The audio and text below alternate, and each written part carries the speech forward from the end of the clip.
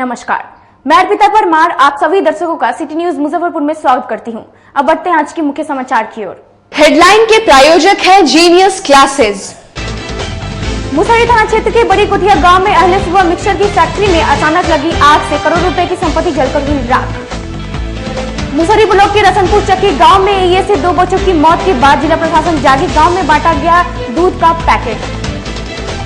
और मुजफ्फरपुर नगर निगम की 20 वर्षों में भी नहीं बदली स्थिति, डंपिंग स्थल के अभाव में पूरा शहर बना कूड़ादान। और ये थी आज की मुख्य समाचार। अब खबरें विस्तार से। मुसहरी ब्लॉक के बड़ी कुटिया गांव में अहले सुबह मिक्सर की फैक्ट्री में आग लग गई। मौके पर 5 दमकल की गाड़ी पहुंचकर आग पर घंटों मशक्कत के बाद काबू पा लिया। मुसहरी थाना क्षेत्र के बड़ी कोठिया गांव स्थित मिक्सर फैक्ट्री में गुरुवार की अहले सुबह शॉर्ट सर्किट से आग लग गई। इसमें 1 करोड़ की संपत्ति जलकर राख हो गई। फायर ब्रिगेड की 5 दमकल ने 6 घंटे की मशक्कत के बाद आग पर काबू पा लिया। इस दौरान सभी ग्रामीण दहशत में थे।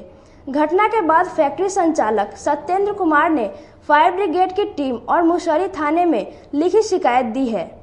आग लगने का कारण बिजली बोर्ड में शॉर्ट सर्किट होना बताया गया है। इसमें मिक्सर मशीन, रिफाइन, मैदा समेत 1 करोड़ की संपत्ति की क्षति बताई गई है। मिठनपुरा थाना क्षेत्र मालीघाट निवासी सत्येंद्र कुमार की बड़ी कोठिया में प्रिंस फूड प्रोडक्शन नाम की मिक्सर फैक्ट्री है। उन्होंने बताया कि गुरुवार की अहले सुबह 3 बजे फैक्ट्री के बाहर सुरक्षा में तैनात गार्ड ने मोबाइल पर फोन करके आग लगने की सूचना दी।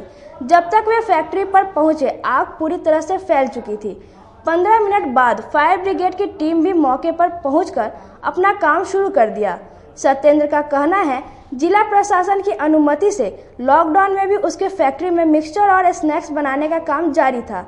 शाम के बाद फैक्ट्री में काम बंद हो जाता था। इस कारण घटना के समय कोई भी मजदूर अंदर नहीं सो रहा था। पता चला कि फैक्ट्री में आग लग गया तो हम लोग पहुंचे तो पूरा पीछे साइड में पूरा फैक्ट्री में आग लगा हुआ था। पूरा हम लोग तुरंत अग्निवाहन को फ़ोन किया। अपना जो अग्निवाहन वाला जो सिस्टम था, पानी का पाइपलाइन बिछा हुआ था, तो उसके द्वारा हम लोग आग बुझाए हैं पूरा जहाँ तक संभव हो सका। उसके बाद फायर ब्रिगेड की गाड़ी आई है तो वो आके पूरा आग बुझाई है। जिसमें आग लगा था उसमें कौन कौन मौजूद थे फैक्ट्री में? इसमें फैक्ट्री के कुछ स्टाफ थे, 10 12 स्टाफ थे जो आगे वाले फ्लैट में सोए थे। तो गाँव वाले बोले कि पीछे से आग लग गया। सब लोग आए हैं, फिर सब लोग उठे हैं, सब लोग अपने अपने काम में जुट गए हैं आग बुझाने के लिए। लगभग कितने घंटों के बाद आग पर काबू पाएगा? लगभग 3 घंटा लगा है। अच्छा, कितने की क्षति क्या क्या है? 3 साढ़े 3 घंटा लगा। क्षति क्या क्या चीज़ है? क्षति में इसमें मैदा, रिफाइन है, प्लास्टिक, कुछ रॉ मटेरियल्स है और अपना मशीन जो है, फ्रायर मशीन है, पकौड़ी मेकिंग मशीन है, नमकीन है, पकौड़ी बना हुआ भट्टी है, पूरा डैमेज हो गया पूरा। जिले के एईएस प्रभावित 5 प्रखंडों के 2,35,000 बच्चों के बीच दूध पाउडर का वितरण गुरुवार से शुरू किया गया है।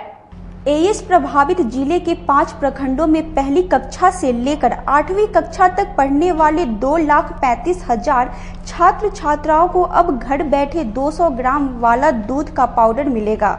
गुरुवार को जिला शिक्षा पदाधिकारी विमल ठाकुर और जिला कार्यक्रम पदाधिकारी शर्मिला राय ने अपने गोद लिए गांव से इस कार्यक्रम का शुभ आरंभ किया।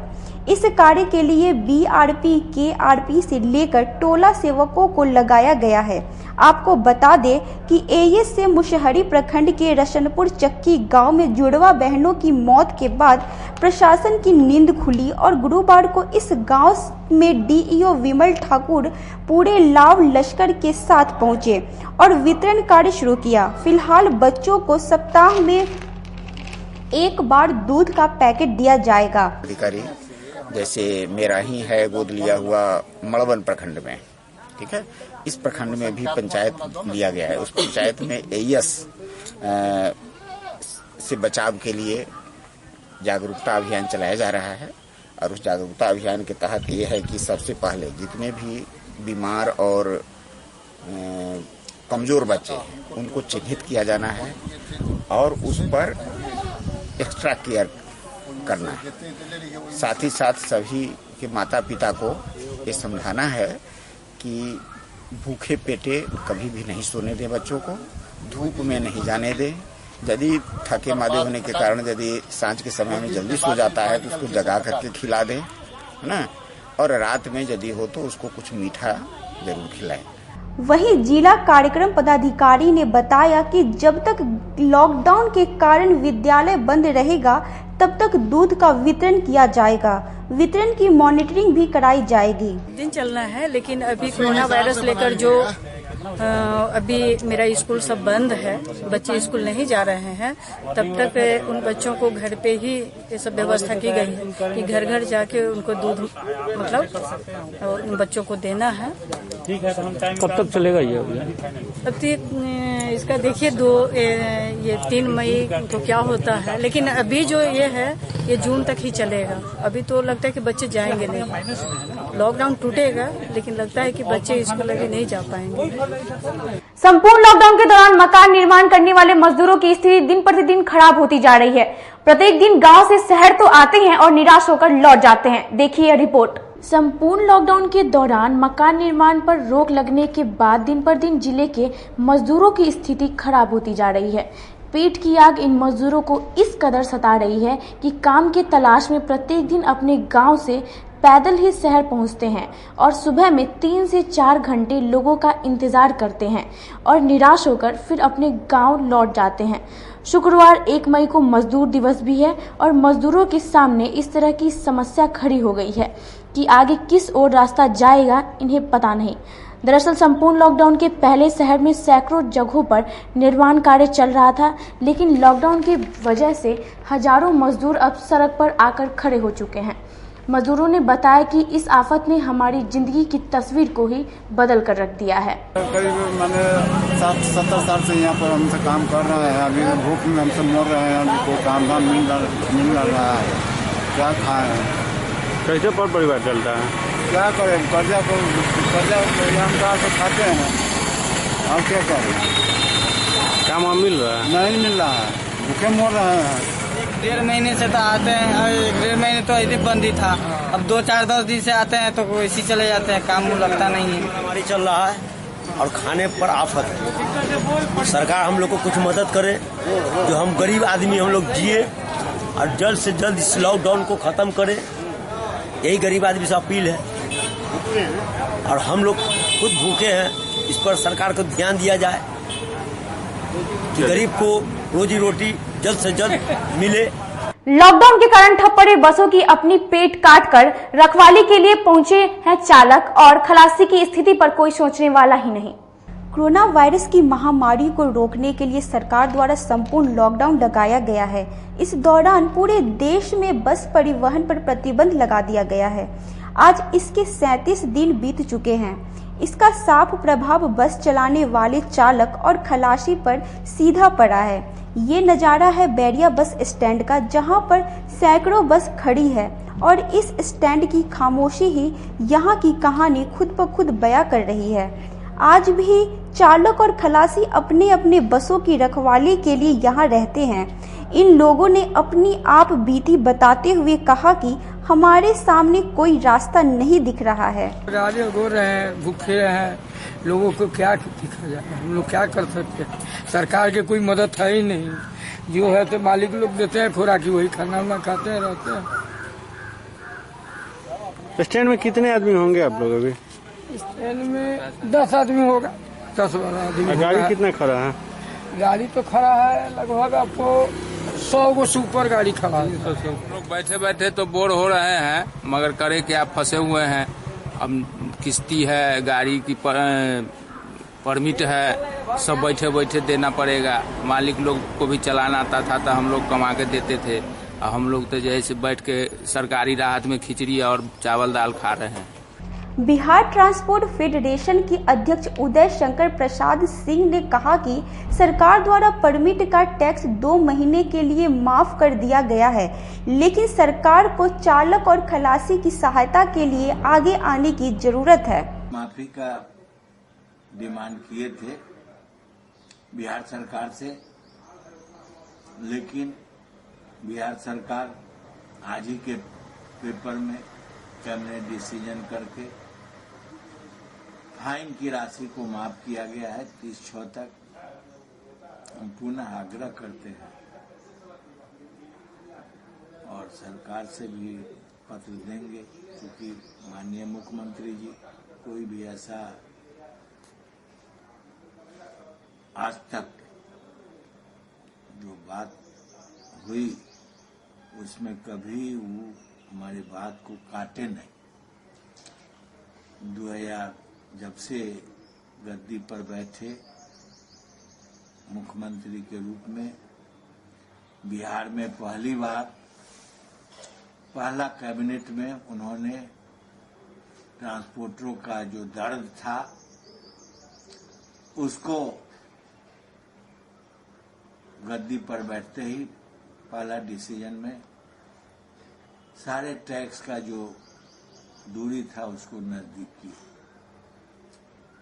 उन्हीं के सूझबूझ से, माननीय सुशील मोदी जी के सूझबूझ से, क्योंकि फाइनेंस मिनिस्टर थे, आज बिहार में इतना गाड़ी फला फूला, उसी का परिणाम है।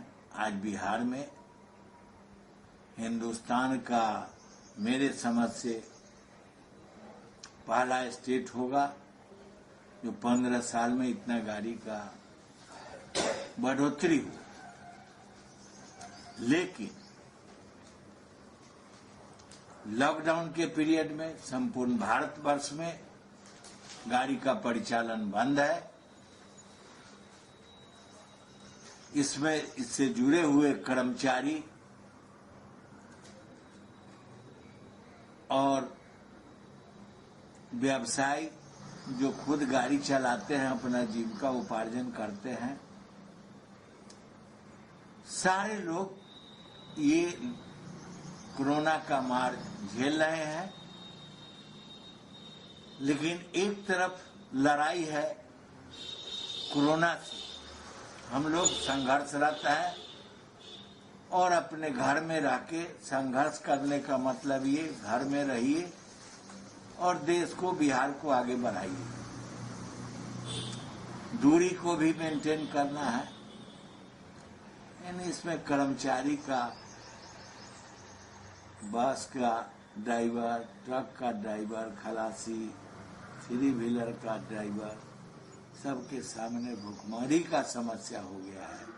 सरकार को पुनः इस पर सोचना होगा और उनको खाद्यान्न की व्यवस्था, भोजन का व्यवस्था करना होगा। अन्यथा जब शारीरिक कमजोरी हो जाने के बाद उस लायक नहीं रहेंगे कि इस व्यवसाय में वो गाड़ी चला सके, सामान उठा सके, गाड़ी का चक्का खोल फिटिंग कर सके, गाड़ी का मरम्मती कर सके, टायर का खोल फिटिंग कर सके, सारे लोग परेशान हो जाएंगे। इसमें सरकार को अपने स्तर से सोचना चाहिए, विचार करके। दबाव की बात नहीं है, अनुग्रह राशि की बात है। सरकार पर दबाव नहीं डाल रहे हैं, सरकार को सोचने के लिए मजबूर कर रहे हैं। नगर निगम में पिछले 20 वर्षों में भी नहीं बदल पाई शहर की सूरत। कूड़ा डंपिंग स्थल के अभाव में पूरा शहर बना कूड़ादान। यूं तो कोरोना के संक्रमण से बचाव को लेकर लोगों को हाथ धोने, घर में रहने और साफ सफाई पर पूरा ध्यान देने को कहा जा रहा है, पर मुजफ्फरपुर के लोग क्या करें, उनकी नियति ही है कचड़े और कीचड़ के बीच रहने की। सड़कों पर पसरा कूड़ा, दुकानों के आगे कीचड़, सड़कों पर उड़ती धूल पहचान है मुजफ्फरपुर की। बहलखाना में ट्रैक्टरों पर लदा कचरा इंतजार कर रहा है कि निगम अपनी कचरा निष्पादन के लिए एक जगह का जुगाड़ कर पाए तो वे वहां कचरा डंप कर सके। निगम के पहले मेयर समीर कुमार और उप मेयर विवेक कुमार, फिर इनके बाद मेयर विमला देवी, तुलसियान और निशरारुद्दीन छोटे, इन सब के बाद मेयर वर्षा सिंह और उप मेयर सैयद माजिद हुसैन और अब मेयर सुरेश कुमार और उप मेयर मान मर्दन शुक्ला, ये सभी विगत 20 वर्षों से अब तक निगम के लिए एक डंपिंग ग्राउंड का जुगाड़ तक नहीं कर पाए और लगता है कि आगे भी हमें इसी प्रकार इस कचड़े, कीचड़, जल जमाव और इन सब से होने वाली बीमारियों से जूझना पड़ेगा। इतना ही कहूँगा कि दुर्भाग्य है मुजफ्फरपुर नगर निगम और मुजफ्फरपुर शहर वासियों का कि इतना बड़ा नगर निगम होते हुए उत्तर बिहार की अघोषित राजधानी मुजफ्फरपुर और मैं स्वयं एक वार्ड का सेवक हूं, सौभाग्य प्राप्त है उन 49 माननीय पार्षदों के बीच मैं एक हूं, लेकिन एक विडंबना कि पिछले 1.5 साल से मुजफ्फरपुर नगर निगम को कूड़ा गिराने के लिए अपनी जमीन नहीं, जमीन है भी तो गांव वालों के द्वारा वहां पे रोक टोक बेरोटोक जारी है। प्रशासन कान में तेल डाल के सोया पड़ा है। प्रशासन को यह शुद्ध नहीं है कि वार्ड के गलियों में मुख्य सड़कों पर कूड़ा। और एक बात बताऊं आपके प्रश्न से संबंधित, विगत 3 दिनों से शहर से कूड़ा नहीं उठ रहा है। आप बालखाना चले जाइए, वार्डों में चले जाइए, जो ट्रक वार्ड को अलॉट हैं, जो भी ट्रैक्टर वार्डों को अलॉट है, उन पे कूड़ा लोड है, कूड़ा गिराने की जगह नहीं है। नाला उड़ाई का मतलब ऑर्डर निकल गया कि नाला उड़ाई करना है, नाला का निकला हुआ सिल्ट गिराने के लिए जगह नहीं है। मैं तो अपने आप पे भी मतलब एक जैसे अंदर से कहो आप ये कि तकलीफ पैदा होती है कि मुजफ्फरपुर नगर निगम वैसा निगम जिसके पास अपनी जगह नहीं है कूड़ा डंपिंग करने के लिए, इससे बड़ा हास्यास्पद बात और क्या हो सकता है। वहीं नगर निगम की इस स्थिति को लेकर शहर वासियों में बेहद आक्रोश है। शहर वासियों के लिए परेशानी बहुत बड़ी परेशानी है और ये नगर निगम की लापरवाही है। खास तौर पर कहें तो नगर आयुक्त की जो है ना, उनकी लापरवाही के कमी के वजह से आज शहर में जो लोग कोरोना से कम संक्रमित होने के डर है और धूल कंकड़ से जो है बहुत ज्यादा लोग जो है ना डर रहे हैं कि दुकान के सामने नाला का जितना कचरा उठा के बाहर रखा और उसको उठाया तो ऐसा साफ नहीं किया जिसके वजह से धूल का कण काफी उड़ रहा है। और यहाँ के लोग दहशत में कि कोरोना से मरे या नहीं मरे, मगर धूल के और नाक सांस लेने में काफी परेशानी हो रही है। मैं नगर आयुक्त को ये कहना चाहता हूँ कि वो इस चीज पर ध्यान दे कि जनता अभी तो इससे खुद कोरोना से त्राहिमाम है और ये दूसरा कोरोना को लेकर कहाँ से झेला जाए। इसलिए उनसे निवेदन है कि वो इस चीज को ध्यान दे, शहर को साफ सुथरा करवावे। अब वक्त हो चला एक छोटे से ब्रेक का, कहीं मत जाइएगा, देखते रहिए city news Muzaffarpur. Career achievers आपके विश्वास पर खरा उतरने वाला कोचिंग संस्थान है। हमारे यहाँ मेडिकल, IIT, JEE तथा फाउंडेशन की तैयारी भी कराई जाती है। इसके अलावे exclusive batch JEE mains, advance की भी क्लासेस चलाई जाते हैं। छात्र छात्राओं को 100% स्कॉलरशिप की भी व्यवस्था है। यहाँ से कितने छात्र छात्राएं सफलता की सीढ़ी चढ़ चुके हैं। Classes taken by top mentors, तो हमारे यहाँ अवश्य पधारें। तो हमारा पता याद रखें, हमारा पता है career achievers, Mithanpura, near north point school और हमारा कॉन्टेक्ट नंबर है 8002479735 या फिर आप हमें कॉन्टेक्ट कर सकते हैं 8877430251 पर। सबसे बड़ी बात तो ये है कि हम चाहते हैं कि हमारे इस मिशन में हमारे बच्चे गंगा पार करके उस पार नहीं जा पाए। यही नहीं, मिशन तो तब सक्सेसफुल होगा जब गंगा पार के बच्चे यहाँ एडमिशन लेने के लिए मार करेंगे। इसी आशा के साथ इंस्टीट्यूट तो हम लोग चला रहे हैं, अपने बच्चों को खुश करने की कोशिश कर रहे हैं। बच्चों को मैंने यही कहा है, तुम अपना समय दो, मैं तुम्हें आसमान की बुलंदियों पर पहुंचा दूंगा। शिक्षा के क्षेत्र में अपना एक स्थान बनाने में सफल आवासीय भारतीय इंटरनेशनल स्कूल बच्चों को नर्सरी से लेकर +2 तक की बेहतर शिक्षा देने को लगातार प्रयासरत है। CBSE पाठ्यक्रम पर आधारित यह स्कूल पढ़ाई के साथ साथ खेलकूद और व्यक्तित्व विकास पर विशेष ध्यान दे रही हैं। हमारी मुख्य विशेषताएं हैं छात्राओं के लिए हॉस्टल की व्यवस्था, अनुभवी एवं प्रशिक्षित शिक्षकों द्वारा बच्चों की देखभाल, स्पोर्ट्स और आत्मरक्षा की भी तैयारी दी जाती है। प्रत्येक कक्षा में स्मार्ट क्लास द्वारा शिक्षण की सुविधा, सुसज्जित पुस्तकालय की व्यवस्था, कक्षा 1 से कक्षा 10 तक कंप्यूटर की मुफ्त शिक्षा, सुसज्जित विज्ञान प्रयोगशाला, छात्र एवं छात्राओं के लिए संगीत तथा नृत्य की शिक्षा की अलग अलग व्यवस्था है। अंग्रेजी बोलने की कला की शिक्षा, CCTV कैमरे से सुसज्जित विद्यालय। तो हमारा पता याद रखें, हमारा पता है आवासीय भारतीय international school, main road NH 57, Ahiyapur, Muzaffarpur. और हमारा कॉन्टेक्ट नंबर है 7970919864 या फिर आप डायल कर सकते हैं 9931273960 या फिर आप हमें कॉल कर सकते हैं 9525587370 पर। मुजफ्फरपुर की शान और अपने कलाकृतियों से बॉलीवुड के स्टारों में अपनी पहचान बना चुका बाबा की दुकान लहठी भंडार पिछले 50 वर्षों से आपके पसंद का ख्याल रखती है। यहाँ से लाह की बहुरानी सेट बॉलीवुड की स्टार ऐश्वर्या राय ने अपनी शादी में पहनी थी। यहाँ से राजनीतिक गलियारों के नामचीन चेहरों की दुल्हन भी सजी थी। हमारे यहाँ शादी सेट, बहुरानी सेट, जयमाला सेट, लाह के फैंसी आइटम कुशल कारीगरों द्वारा निर्मित कराई जाती है। इसके अलावा चूड़ा सेट, कंप्यूटर चूड़ा, कुंदन चूड़ा, वाटरप्रूफ चूड़ा, चुंदरी 3 बुंदिया, बंग बंगरी, हिंगलू, तात चूड़ा, जंगली चूड़ा का भी निर्माण अपने कारीगरों द्वारा कराती है। यही नहीं, लाह से बनी कान का टॉप्स, रिंग, नथ, गला का हार, मांग टीका, पेन स्टैंड, हाथी, बिछिया, ग्लास, करा भी बनाती है। तो एक बार हमारे यहाँ अवश्य पधारे। बाबा की दुकान लहठी भंडार, इस्लामपुर, मुजफ्फरपुर। हमारा कॉन्टेक्ट नंबर है 9308620444। 40-50 साल से जो हमारी दुकान है, ये बाबा की दुकान लहठी भंडार, समझे ना, पुश्तैनी हम लोग का काम ही है।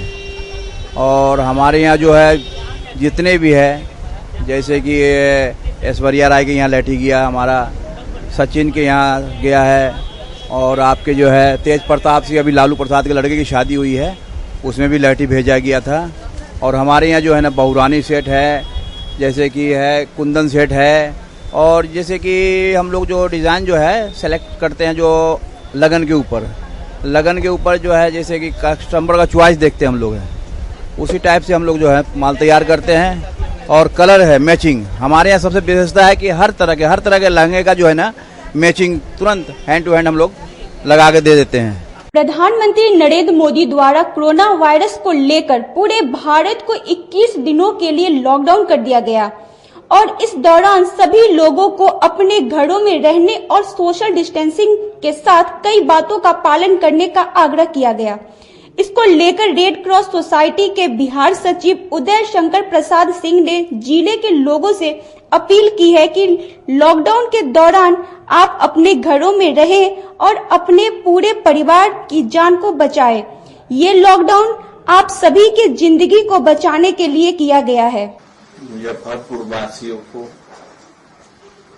रेड क्रॉस की ओर से, बिहार वासियों को बिहार मोटर ट्रांसपोर्ट फेडरेशन की ओर से, बिहार रेड क्रॉस के वाइस चेयरमैन होने के नाते, मुजफ्फरपुर रेड क्रॉस सेक्रेटरी होने के नाते और विभिन्न सामाजिक संगठन से सीनियर सिटीजन के अध्यक्ष होने के नाते सभी जिला वासियों एवं प्रदेश वासियों को आग्रह है, निवेदन है कि घर में ही रहें और माननीय प्रधानमंत्री जी का जो आदेश है, सरकारी आदेश है, जिला स्तर का, स्टेट स्तर का, उसको पालन करें। जान है तो जहान है। आप स्वयं रक्षा कीजिए, देश का कल्याण कीजिए। आप जागरूक हैं, दूसरे को भी जागरूक करने का काम करें। IITZ, NET, एम्स, NTSE, जहां किस्मत आजमाते हैं लाखों बच्चे, लेकर करोड़ों सपने, लेकिन उसमें से ज्यादातर योग्य मार्गदर्शन के अभाव में होते हैं नाकामयाब। अब आपको कामयाबी की राह दिखाएगा उत्तर बिहार का अग्रणी कोचिंग संस्थान, जी हाँ, यानी कि जीनियस क्लासेस। देश के कोने कोने से चुनकर आपके शहर मुजफ्फरपुर में जीनियस क्लासेस लेकर आया है अनुभवी शिक्षकों की एक ऐसी टीम जिसने संवारा है हजारों लोगों का कैरियर। जीनियस क्लासेस लेकर आया है 7th, 8th, 9th और 10th क्लास के स्टूडेंट्स के लिए talent search exam, award cum scholarship program और हमारे यंग टैलेंट प्रमोशनल प्रोग्राम का हिस्सा बनते हैं तो आपके लिए है ढेर सारे प्राइजेस। रजिस्टर कीजिए genius talent search exam award cum scholarship के लिए, जिसके एग्जामिनेशन सेंटर्स होंगे मुजफ्फरपुर, सीतामढ़ी और समस्तीपुर में, जिसके अंतर्गत अगर आप फर्स्ट आते हैं तो आपके लिए है फर्स्ट प्राइज में लैपटॉप, सेकंड आते हैं तो सेकंड प्राइज में है टैबलेट, थर्ड प्राइज है बाइसिकल और फोर्थ प्राइज है बुक्स। तो जल्दी कीजिए और genius talent search exam award cum scholarship program का हिस्सा बनिए। आज ही GTSE एप्लीकेशन फॉर्म कलेक्ट कीजिए जीनियस क्लासेस फ्रंट डेस्क से, या फिर अप्लाई कीजिए ऑनलाइन www.geniusclass.in पे। तो आज ही विजिट कीजिए genius classes bank of India के ऊपर पंकज मार्केट सरैयागंज मुजफ्फरपुर, या फिर आप हमारे दूसरे ब्रांच में विजिट कर सकते हैं मिठनपुरा चौक मुजफ्फरपुर, या फिर विजिट कर सकते हैं www.geniusclass.in पे, या आप हमें ईमेल भी कर सकते हैं। हमारी ईमेल आईडी है info@geniusclass.in।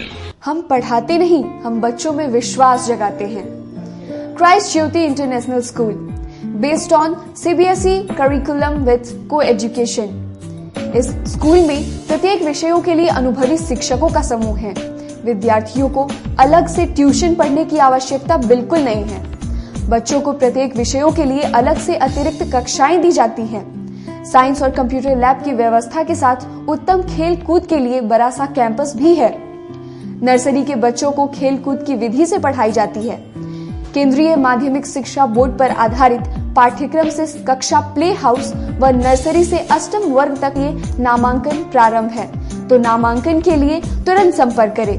हमारा पता है क्राइस्ट ज्योति इंटरनेशनल स्कूल, धर्मोदय स्थली, माधोपुर सुस्ता, मुजफ्फरपुर।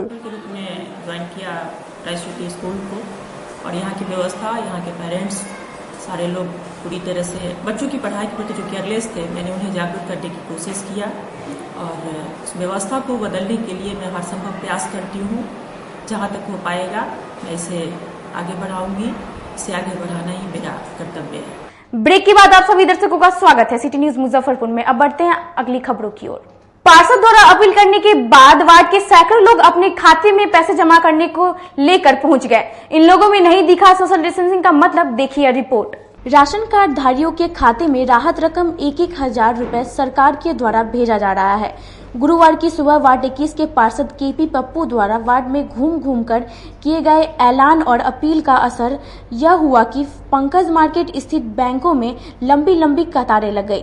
सोशल डिस्टेंसिंग की धज्जी मात्र 1,000 की राशि निकासी के लिए उड़ाई गई। जिनका राशन कार्ड है बैंक में, उन्होंने जो खाता नंबर दिया है, जिनका पेंशन है बैंक में जो खाता नंबर दिया है, सभी लोग को सूचित कर रहा हूं कि अपने अपने खाता में 200 रुपया रखकर रिन्यूअल करा ले। जिनका जिनका बैंक में खाता है, जिनपे पासबुक बना हुआ है, जिसका पेंशन के लिए और राशन कार्ड के लिए, सभी लोग को सूचित कर रहा हूं 200 रुपया कैश देकर आधार कार्ड से लगाकर उसको रिन्यूअल करा ले। जो भी पैसा आएगा तभी आएगा आपके खाता में, सभी लोग को सूचित किया जा रहा है। बैंक में इस प्रकार की घटना को देख वार्ड पार्षद KP पप्पू और संजय केजरीवाल दोनों पहुंचे और लोगों को समझाकर लाइन लगवाया और बैंक कर्मियों के साथ लगकर लोगों को सोशल डिस्टेंसिंग का पालन करवाया। बैंक की लाइन में लगे लोगों ने बताया कि पार्षद जी की अपील पर खाता अपडेट कराने पहुंचे हैं। जैसे सुबह के टाइम पे देखा गया था कि एक वार्ड के पार्षद हैं, वो माइक से अनाउंस कर रहे थे कि 200 रुपया अपने अकाउंट में डालिए या निकालिए, यानी बैंक से टर्नओवर का जो है कि लोगों को माइक से जो है कि माइकिंग करके बता रहे थे कि अगर ऐसा नहीं किया तो कोई भी सरकारी योजना का लाभ जो है कि आपको नहीं मिल पाएगा, चाहे वो राशन कार्ड का हो या आंगनबाड़ी का पोषाहार का हो, ये सब लाभ नहीं मिल पाएगा। तो इस कारण जिन लोगों ने भी ये सुना, ये सूचना, ये सारे लोग बैंक की तरफ उमड़ गए, जहाँ बैंक में काफ़ी संख्या में लोग जो है कि भीड़ इकट्ठा हो गई। तो मोहल्ले वासियों ने हम लोगों को खबर किया कि भैया यहाँ पे आके देखिए, काफ़ी भीड़ लगी हुई है, लोग एक दूसरे पे एकदम जो है कि चढ़े हुए हैं। तो हम लोग वहाँ पे गए, लोगों को समझाया कि ऐसी कोई भी बात नहीं है, आप लोग भीड़ यहाँ पे न लगाएं। बैंक का जो काम है उनको करने दिया जाए, दूरी बना के रखे। बैंक किस तरह का डर है इस तरह का भीड़ से? जैसे है क्या कि हम लोग मुजफ्फरपुर ग्रीन जोन में है, यहाँ कोई भी संक्रमित कोरोना का नहीं पाया गया है। अगर ऐसी जो है कि सूचना और अफवाह अगर मिलती रही और इस ढंग से भीड़ लगता रहा तो हम लोगों को डर भय है कि हमारा भी शहर कहीं कोई कोरोना से संक्रमित न हो जाए। कोटा में फंसे बिहार के छात्रों को भिक्षाटन मांगकर भारतीय निषाद पार्टी के सदस्य लाने जाएंगे कोटा। गुरुवार को निषाद राज पार्टी के राष्ट्रीय अध्यक्ष दीपक निषाद ने मुख्यमंत्री से कोटा में फंसे छात्रों को वापस उनके घर लाए जाने की मांग की। उन्होंने बताया कि केंद्र सरकार द्वारा लॉकडाउन में फंसे लोगों को वापस उनके घरों तक लाने की कवायद शुरू हो गई है। इसके बावजूद बिहार सरकार अपने बिहार के हजारों छात्र छात्राओं को उनके हाल पर छोड़े हुआ है। उनका कहना है कि वे भिक्षाटन कर कोटा से छात्रों को वापस लाएंगे। मंत्री महोदय को, बिहार सरकार को आज हमने भारतीय निषाद राज पार्टी के राष्ट्रीय अध्यक्ष होने के नाते एक हमने बिहार सरकार को ज्ञापन दिया है। कभी हमारे देश के माननीय प्रधानमंत्री श्री नरेंद्र मोदी साहब जो आज एक अनाउंस किए हैं कल कि जितने भी एक दूसरे प्रांत के लोग जहां कहीं भी फंसे हुए हैं उनको राज्य सरकार अपनी अपनी व्यवस्था करके उनको वापस सुरक्षित ढंग से बुला सकती है और क्वारंटाइन कर सकती है और अपने घर में, इसके लिए कोई भी आपत्ति उन्होंने फ्री कर दिया है। और इस मांग के कारण अभी भी माननीय प्रधानमंत्री का यह आदेश 2 दिन हो चुका है, लेकिन अभी बिहार सरकार के हमारे मुख्यमंत्री एवं पूरी बिहार सरकार के जितने भी मंत्रीगण हैं वो अभी कान में तेल डालकर बैठे हुए हैं और उनका कोई भी इस पर प्रतिक्रिया नहीं आ रहा है। और हमारे तमाम जो बिहारी भाई जो हमारे होनहार जो कोटा में जो इंजीनियरिंग की पढ़ाई कर रहे हैं, डॉक्टर की पढ़ाई कर रहे हैं, वकालत की उच्च शिक्षण संस्थान जो हमारे बिहार के होनहार जो कल हमारे बिहार के भविष्य है होने वाले हैं, एवं हमारे गरीब मजदूर भी जो हमारे अभी बिहार में फंसे हुए हैं उसको लाने के प्रति आज भी हमारे माननीय उप मुख्यमंत्री महोदय का बयान आया है कि जो भी विद्यार्थी चाहे जो भी मजदूर फंसे हुए हैं उनको वहां की राज्य सरकार भेजे, जो कि बिहार सरकार की मंशा को उजागर करती है कि ये लोग बिहारियों के प्रति इन लोगों को कोई संवेदना नहीं रह गई है। कोई भी मर गए हैं उनके प्रति पूरा असंवेदनशील सरकार हो गई है। तो हमने एक मांग किया है कि अगर बिहार सरकार भारतीय निषाद राज पार्टी को अगर आदेश देती है तो भारतीय निषाद राज पार्टी एक भिक्षाटन करके लोगों से, गरीब लोगों से, जो भी बिहारियों का परिवार पर उन लोगों को घर जाकर भिक्षा लेकर एवं वो कोटा में जो भी हमारे होनहार विद्यार्थी जो बिहार के भविष्य है उन लोगों को घर जाकर भिक्षाटन कर अपने खर्चे पर यहाँ से बस लेके हम लोग जाएंगे और जहां तक जितने भी लोगों को लाने में हम सफल हो पाएंगे वो लाने का काम करेंगे और हम बिहारियों का जो आज खतरे में है उनको उबारने का हम काम करेंगे। जवाहरलाल रोड स्थित मोहल्ले में पिछले 4 दिनों से उत्पात मचा रहे बंदर को कड़ी मशक्कत के बाद वन विभाग की टीम ने आज पकड़ लिया। पिछले 4 दिनों से मोहल्ले के लोगों को परेशान करने वाले बंदर को जिला वन विभाग की टीम ने 72 घंटे की कड़ी मशक्कत के बाद आखिरकार पकड़ लिया। दरअसल जवाहरलाल रोड स्थित मोहल्ले के एक पालतू बंदर ने पिछले 4 दिनों से दर्जनों लोगों को परेशान कर दिया था। यही नहीं, इस दौरान बंदर ने 2 बच्चों को जख्मी भी कर दिया। मोहल्ले के लोगों की सूचना पर वन विभाग की टीम बंदर को पकड़ने के लिए मौके पर पहुंची और कड़ी मशक्कत के बाद बंदर को पकड़ लिया। किन कठिनाइयों का सामना करना पड़ा? जो कठिनाई का सामना करना पड़ा, छत पे चढ़ना पड़ा, फिर दीवार पे चढ़ना पड़ा, उसी का सामना करना पड़ा। और सर किन ने योगदान दिया था सर इसमें? सभी ग्रामीण सब यहाँ के लोगों ने योगदान किया। मेरा टीम का मेंबर योगदान किया, पवन कुमार, मोती कुमार, हम शशि शेखर। आपका परिचय सर? समन्वय सभागार में जिलाधिकारी ने कोरोना वायरस को लेकर जिले के पदाधिकारियों के साथ बैठक की। गुरुवार को समन्वय सभागार में जिलाधिकारी डॉक्टर चंद्रशेखर सिंह की अध्यक्षता में जिले में स्क्रीनिंग का कार्य कल से शुरू करवाने को लेकर बैठक की गई। सरकार के निर्देश के आलोक में स्वास्थ्य विभाग द्वारा जिले के प्रत्येक घर में स्क्रीनिंग का कार्य कल से शुरू किया जा रहा है। इस हेतु स्वास्थ्य विभाग के द्वारा कुल 1967 टीमें बनाई गई हैं, जबकि इस कार्य में प्रखंड व कुल 653 पर्यवेक्षकीय पदाधिकारी को भी लगाया गया है। इसके पूर्व भी स्क्रीनिंग का कार्य किया गया था। इसके अतिरिक्त 1851 गांव के 8,18,475 घरों में स्क्रीनिंग का कार्य किया जाएगा, जो 5 मई तक लगातार चलेगा। जिलाधिकारी डॉक्टर चंद्रशेखर सिंह द्वारा door to door survey campaign कार्य मिशन मोड में करने का निर्देश दिया है। साथ ही उन्होंने यह भी निर्देश दिया कि इस संबंध में प्रत्येक पीएससी स्तर पर एवं जिला स्तर पर इवनिंग ब्रीफिंग करना सुनिश्चित करेंगे। डोर टू डोर स्क्रीनिंग को लेकर चलाए जा रहे कैंपेन में एईएस और जेई के संबंध में भी जानकारी प्राप्त की जाएगी। स्क्रीनिंग हेतु उपलब्ध कराए गए प्रपत्र में एईएस और जेई संबंधित महत्वपूर्ण बिंदु भी सम्मिलित किए गए हैं, यथा परिवार में बच्चों की संख्या, उनकी उम्र, बच्चों को जेई का टीका लगा है कि नहीं, सर्दी, बुखार एवं खांसी के लक्षण आदि के बारे में भी जानकारी ली जाएगी। साथ ही सभी घरों में स्वास्थ्य विभाग की टीम द्वारा पॉम्पलेट भी वितरण किए जाएंगे। आज के लिए बस इतना ही। कल फिर हाजिर होंगे कुछ नई खबरों के साथ। तब तक के लिए मुझे और मेरी पूरी न्यूज टीम को दीजिए इजाजत। नमस्कार।